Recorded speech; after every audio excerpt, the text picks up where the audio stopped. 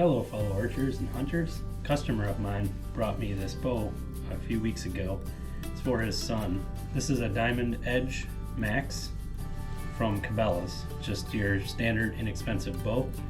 Usually it's pretty good for beginner archers because it can range a lot and draw weight and draw length, and they can kind of grow with it. Unfortunately, he had mentioned that as he was coming to full draw, he was hearing a click noise from the top cam area. There's really only a couple things that can cause that. One would be if we have too much cam lean and the string kind of pops back into place. Another issue could be that it is just so badly out of time. I noticed that on this design, they have sort of like this little channel here that the string must fall into, and if as it's rotating it pops in just because it's being out of time or cam lean, we could have an issue where it's making that noise. So I've been sort of tasked to look into this, and yeah, let's get them shooting bullet holes. So the first thing I want to check is timing. So I'm going to put it here on my draw board that I have here. Make sure when you are hooking these up that you not only clip it on the D-loop, but also that you clip the string here just in case this comes off. So now that we have everything secured properly here, we will be starting to crank this back. And as it comes around into the full rotation, we check and make sure that it hits at the same time. So there's one cam contact, and this one has got a little more to go. Honestly, this is pretty good though. This is probably the best I've ever seen from a cheaper quality bow. So now, because this side hit first, we have to put a twist into this. Usually you want to twist more, not less. You don't want to walk out the strings. So timing actually wasn't too bad, but we did make a small correction. Timing is good on this bow.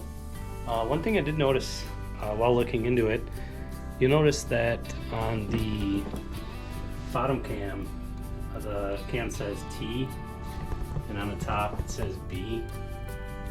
Typically the bottom cams have a B and the top has a T, but because this is a left-handed bow, the manufacturing just flips the cams so that they can use the same ones, which makes sense from a financial standpoint.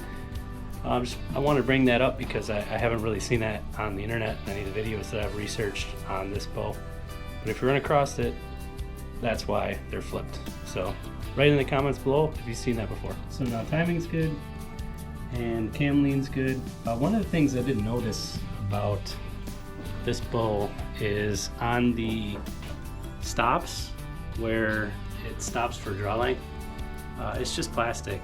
It looks like probably a 3D printed part. So my guess is that it's just the contact that it's making. This bow does not have a great back wall. The let off is not real rigid, so as you're pulling back, it's like goes into it.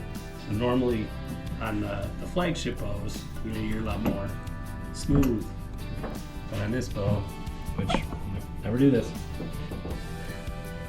you pull back,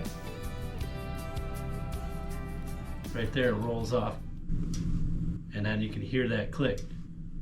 And I think it's because of that plastic, there's no felt. So what I'm gonna do is trying to find a piece of felt or thin rubber that will keep that quiet so that you don't have this issue in a stand where a big buck's in front of him and he pulls back and you get this little click noise and here goes running away.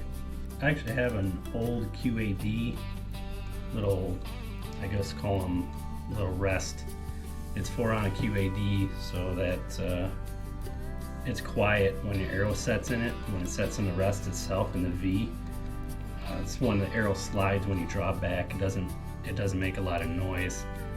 So yeah, just a PSA backed little felt pad. I'm gonna cut it to size with a scissors and then just put it on both sides of the little mods here. Felt pad for the Q80 arrow rest, has been attached here, and as well here. And this time when I pull it back, there's no audible click. For checking the D-loop height here on where to tie it in, you want to make sure to put an arrow in there and make sure that the bow is level. And then as you line it up through the burger button there, you want to make sure that arrow goes right through. This bow is actually already set up okay.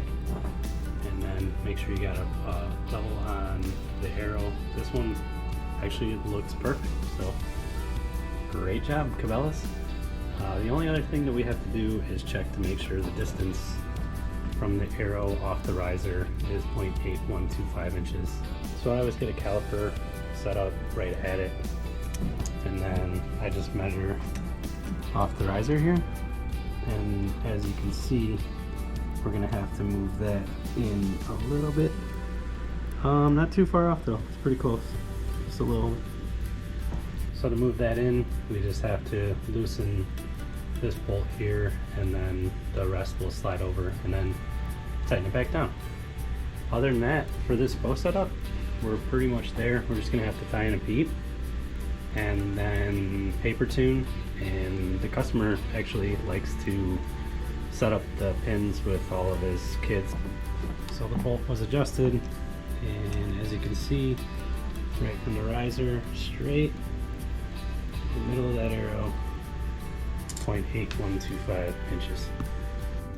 So the issue with the clicking was resolved by just adding that little bit of felt. I was able to get the arrow rest was set properly. Cabela's did a really good job getting it set up. The bow was in time after a minor tweak. I usually have to do a lot more, but with this one, not a whole lot. I tied in the bead and I shot it a few times, and then I paper tuned it. Everything shot perfect, nice bullet holes.